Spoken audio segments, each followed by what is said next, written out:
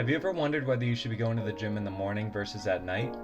A lot of people go to the gym whenever they have time, which is completely understandable because life gets in the way.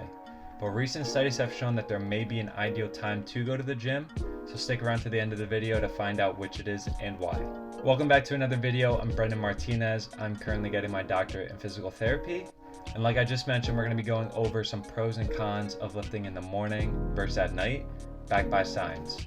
So make sure you stick around to the end because you may end up changing what time you go to the gym. Alright, wasting no time, let's jump into point number one, talking about overall strength when lifting in the morning versus at night. A 2018 systematic review assessed overall strength during resistance training when lifting at different times throughout the day, and it was found that there is significant difference between the two and observed greater strength in the evening hours. However, consistent morning training can lead to similar levels of strength in the evening, so as long as you're consistent, that's not really a huge issue for you.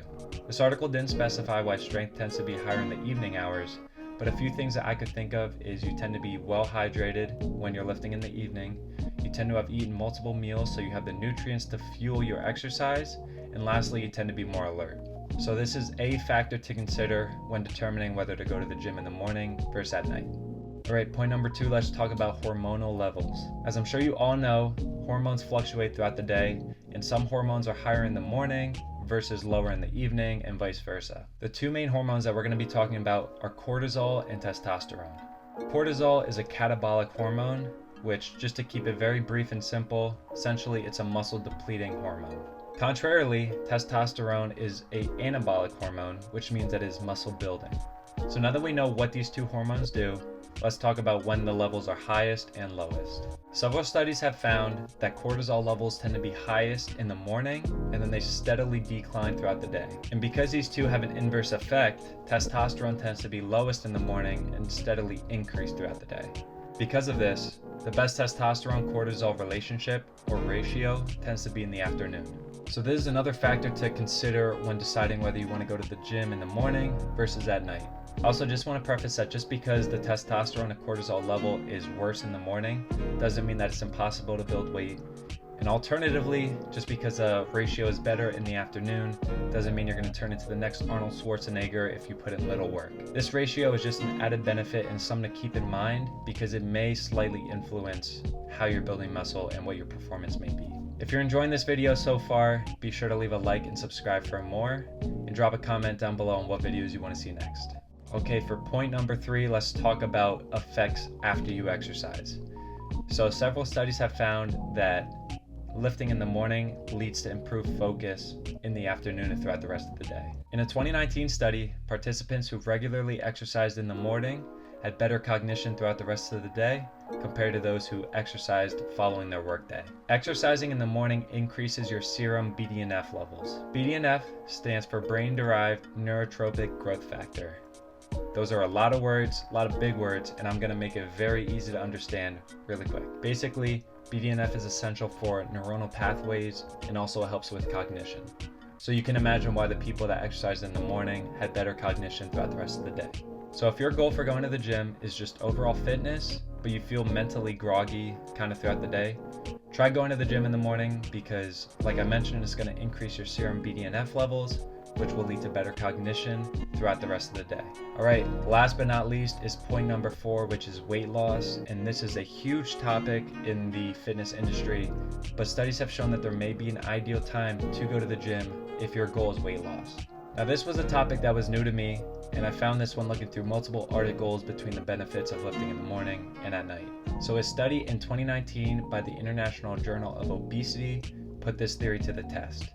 They had an exercise group go 5 days a week for a duration of 10 weeks and lift in the morning, and then they also had a different exercise group do the exact same training regimen but go in the evening. Following this exercise regimen and program, they found that there was greater fat loss observed in the morning group rather than the evening group. There are many theorized reasons why this is, and without going super in-depth into pathophysiology and all that fun stuff, let's just keep it very basic and say that if you lift in the morning, you're going to notice better fat loss than if you lift in the evening or afternoon.